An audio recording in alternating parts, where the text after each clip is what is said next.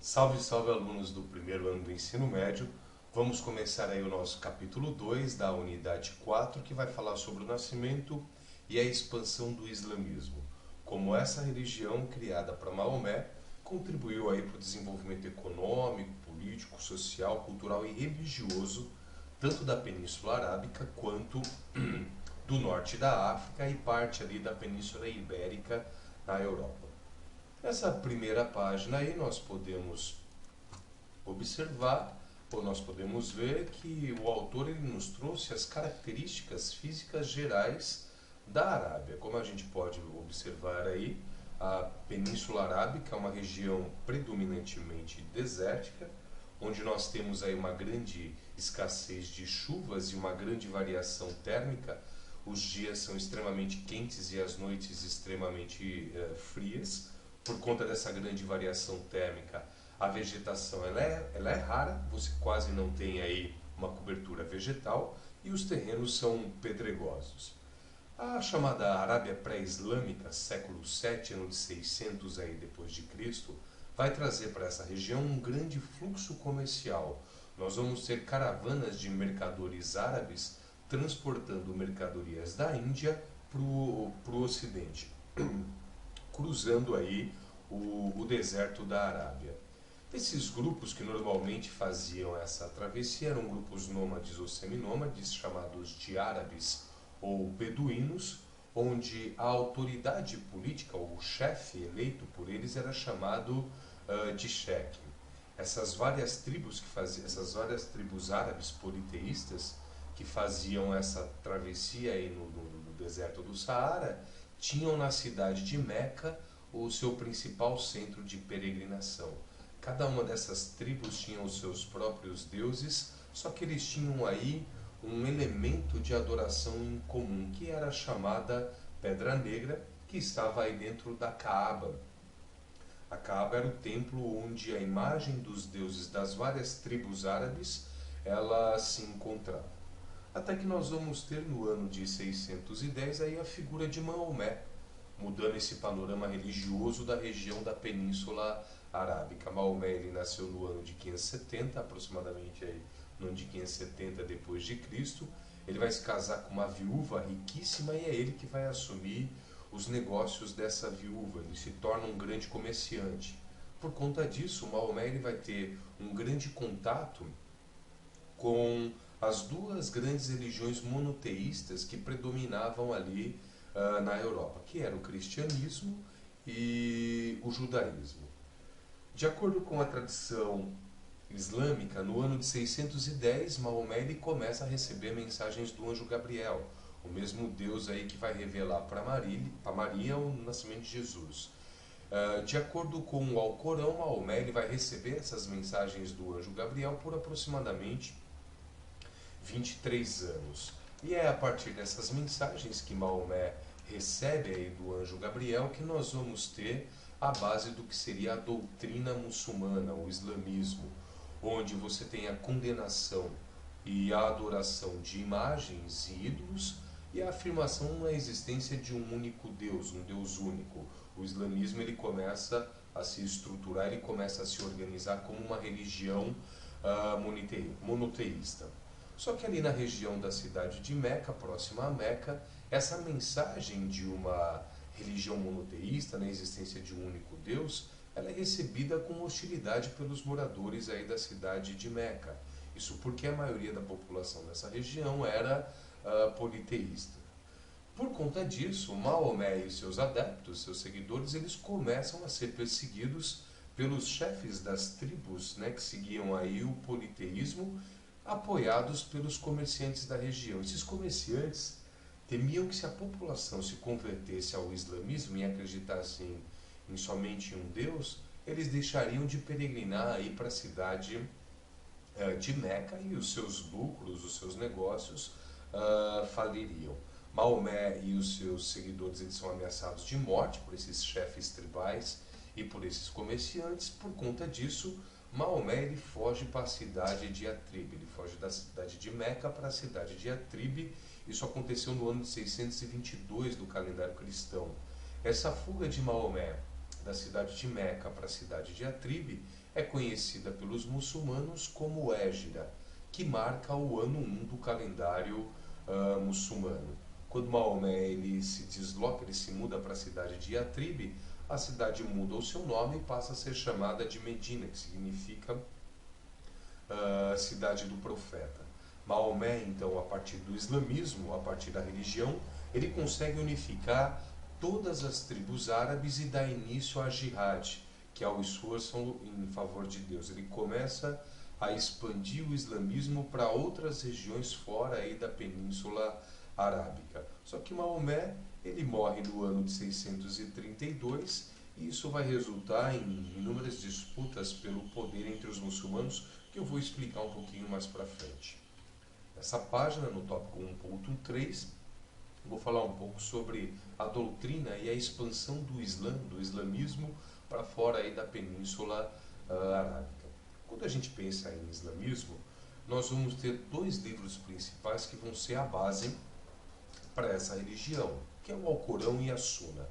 A Suna ela vai reunir aí textos que vão falar sobre a vida de Maomé e a atuação desse profeta como guerreiro e estadista. E o Alcorão são as revelações do anjo Gabriel feitas para Maomé, que conjugam aí, unem aí os princípios do islamismo, a base do islamismo.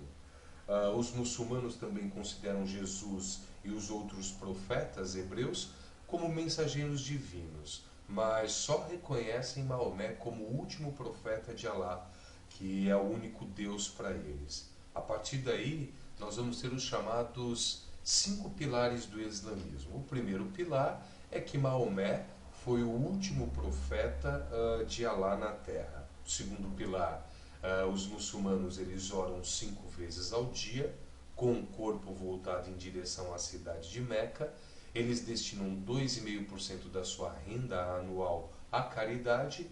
Eles precisam peregrinar pelo menos uma vez na vida para a cidade de Meca, onde está a Kaaba, desde que ele tenha condições físicas e financeiras para isso, e jejuar no mês do Ramadã, que é o mês sagrado aí para os muçulmanos. Quando a gente pensa em islamismo, ele vai ser a base para a organização política ali na Península Arábica. Esse Estado Islâmico, esse Estado de base islâmica é uma teocracia, ou seja, você tem aí a religião determinando os rumos da sociedade, onde governo e religião são inseparáveis. E não podia haver aí uma distinção, uma separação entre a autoridade secular, ou seja, a autoridade mundana, não religiosa, e a autoridade espiritual.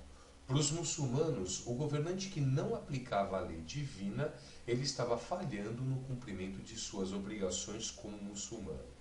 Como eu já falei para vocês, logo depois da morte de Maomé em 632, nós vamos ter algumas disputas internas pelo poder desse Estado muçulmano criado por Maomé.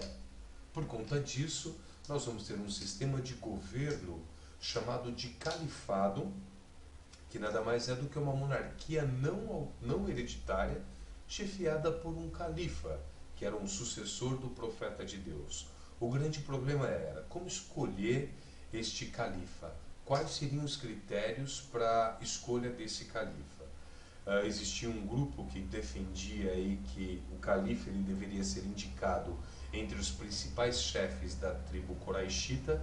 Quraishita era a tribo a qual Maomé ele pertencia, e outros diziam que o califa que deveria ser escolhido deveria pertencer exclusivamente à família de Maomé. Nesse caso foi escolhido aí Ali, que era primo e genro de Maomé, mas Ali ele vai abrir mão dos seus direitos de califa, ele vai abrir mão do califado. Por conta disso, o primeiro califa a assumir o poder aí é Abu Bakr, sogro e companheiro aí de Maomé e companheiro mais próximo de Maomé, que vai se tornar o primeiro califa. Só que Abu Bakr ele morre em 634, 2 anos depois que ele assume o governo, mas ele teve tempo nesses 2 anos de unir aí todas as tribos e lançar os muçulmanos da chamada Guerra Santa para espalhar, difundir o islamismo para fora da Península Arábica. Como eu disse para vocês, É a religião islâmica, o islamismo, ou o Islã, que vai ser o responsável por unir todas as tribos que viviam ali na Península Arábica. Além disso, o islamismo vai trazer disciplina e organização para os muçulmanos vencerem aí as suas guerras de conquistas. Durante o califado, nós vamos ter 4 califas governando de 632 até aproximadamente 661. Nós vamos ter Abu Bakr, Omar, Uthman e Ali. Durante o califado, os muçulmanos vão dominar áreas que hoje correspondem ao atual Irã, que era a antiga Pérsia, a região da Mesopotâmia, onde nós temos aí os atuais Irã e Iraque, províncias bizantinas, como regiões ali da Palestina, Síria e Egito.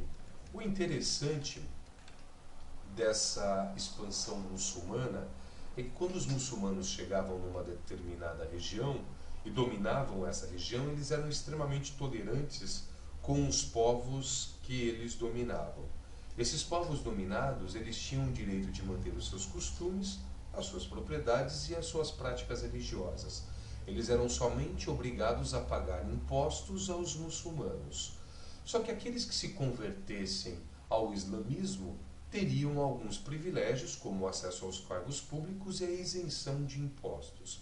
Foi uma das formas aí que os muçulmanos encontraram para converter os povos dominados, oferecer vantagens econômicas a eles, como a isenção de impostos. Só que essa tolerância ela era relativa porque ela só existia com relação aos judeus e cristãos, que eram povos que acreditavam também num único Deus, que eram monoteístas. Nós vamos ter, durante os anos 632 e 661, inúmeras crises na sucessão dos califas. Exemplo, Omar, que foi um dos califas, ele é assassinado por um escravo. Othman, ele vai morrer em luta contra grupos rebelados. E Ali, que é o 4º califa que assumiu em 656 e morre em 661, ele vai ser derrubado do poder aí pelos Omíadas, que era um grupo de muçulmanos ligados pelo sangue ao califa Atimã, ou seja, eram parentes próximos do califa Othman.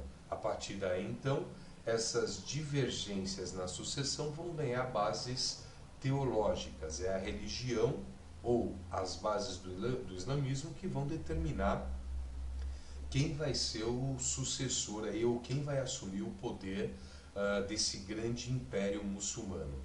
Nós vamos ter a divisão aí, então, em 2 grandes seitas do islamismo, os sunitas e os xiitas.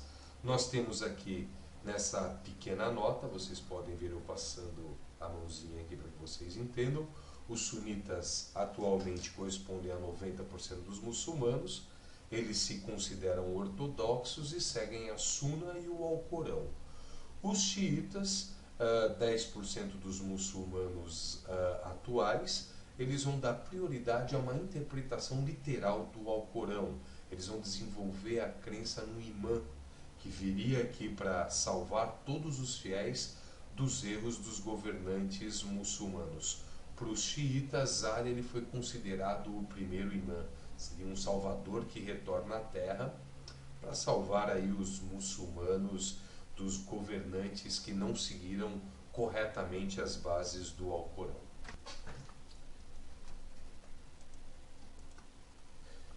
Nós vamos ver agora como os Omíadas e os Abássidas assumiram o poder aí logo depois da morte de Maomé e dos califas terem sido aí destituídos do poder. Bom, a primeira dinastia que assume o poder aí, como a gente pode ver nesse tópico 2, foram os Omíadas.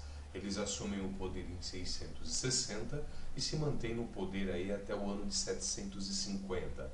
A capital do Império Muçulmano ele é transferido para a cidade de Damasco, hoje na atual Síria. O que a gente pode ver é que durante a dinastia dos Omíadas nós vamos ter a construção aí de grandes prédios, como a Grande Mesquita. Os Omíadas, na porção leste, estendem aí os seus domínios à região da Ásia Central, onde nós temos os atuais Afeganistão, Turquistão e o Vale do Rio Indo.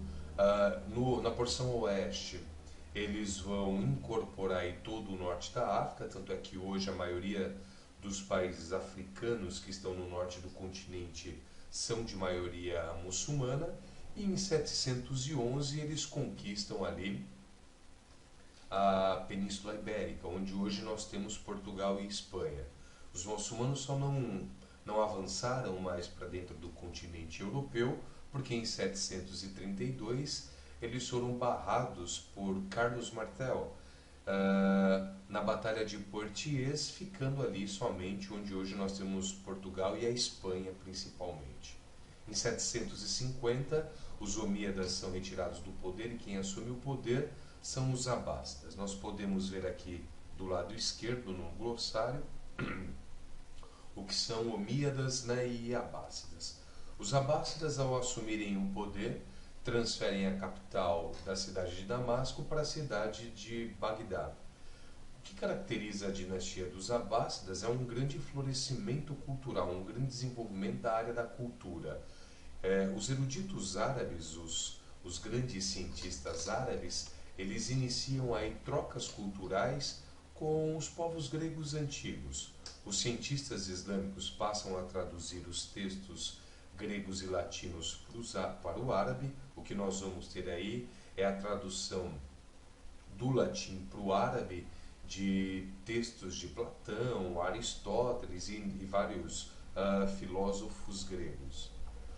Os árabes também vão ser responsáveis por introduzir na Europa os algarismos indo-arábicos e o conceito do número zero. A matemática, a trigonometria e a álgebra começam a se desenvolver neste período.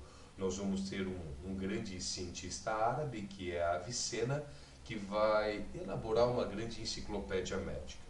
No século XI, ou seja, por volta do ano 1000 depois de Cristo, o Império dos Abássidas ele começa a ruir por conta de disputas internas aí pelo poder, os gastos com a guerra de conquista e a invasão de povos estrangeiros sobre os seus domínios.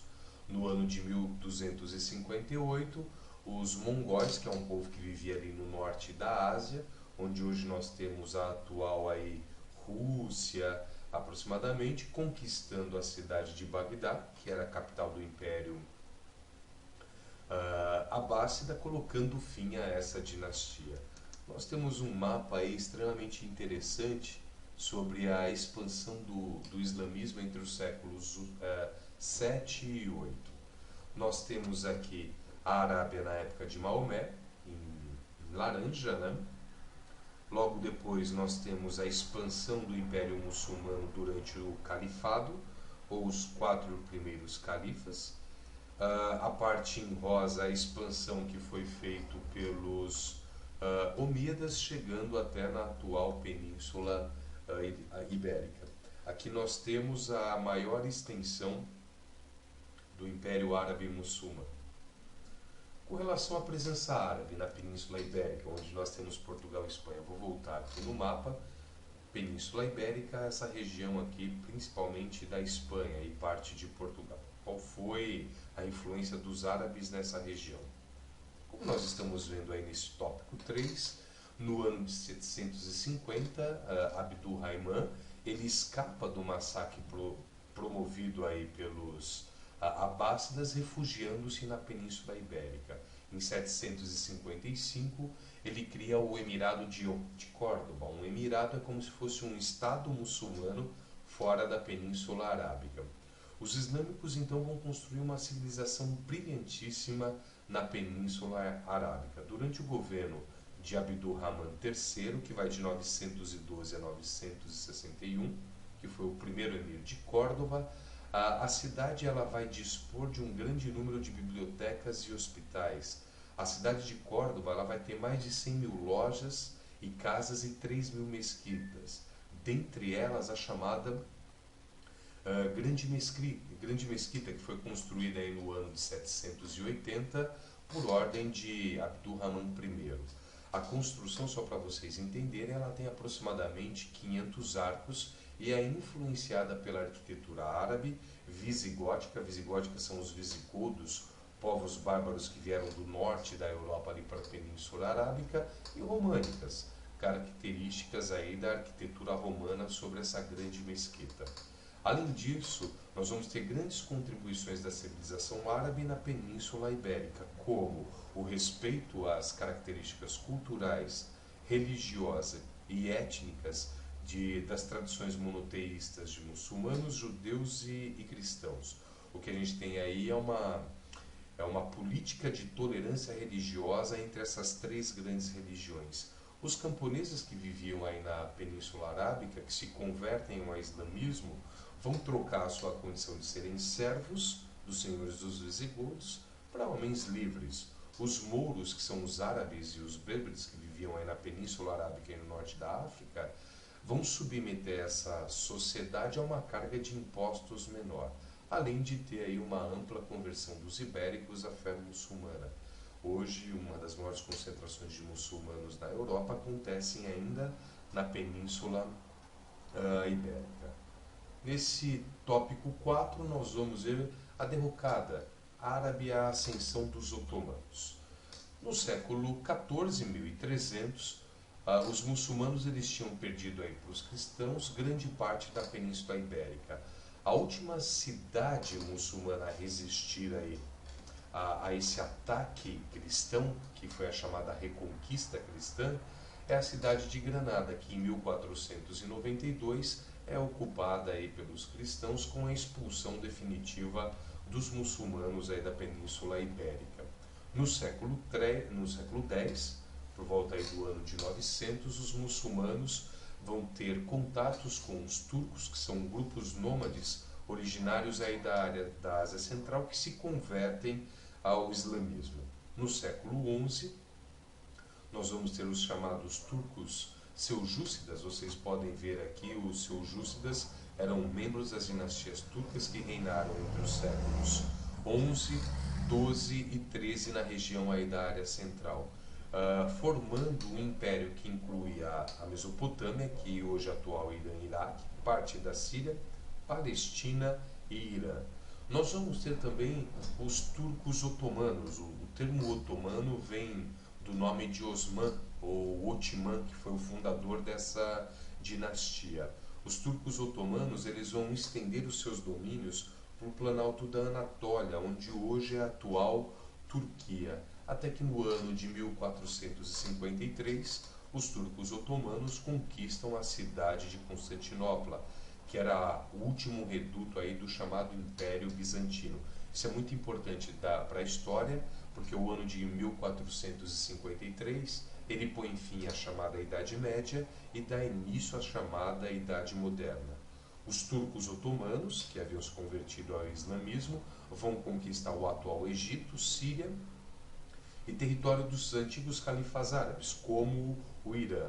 Eles ainda vão criar um grande império, incluindo territórios europeus, onde hoje nós temos a atual Hungria, Sérvia, Albânia, Bósnia, Grécia, Romênia e Ucrânia, além de possessões na Ásia, na região ali da Ásia Menor, Mesopotâmia, Síria, Palestina, Península Arábica, além do Egito e parte do norte da África.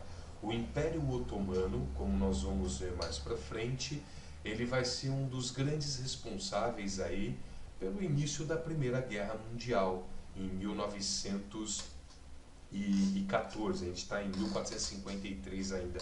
Só para vocês entenderem que a história ela não é estática, ela não é parada, ela não é travada. Bem, alunos do primeiro ano, eu termino aqui esse capítulo 2 da unidade 4 ou do módulo 4. Estudem e estudem.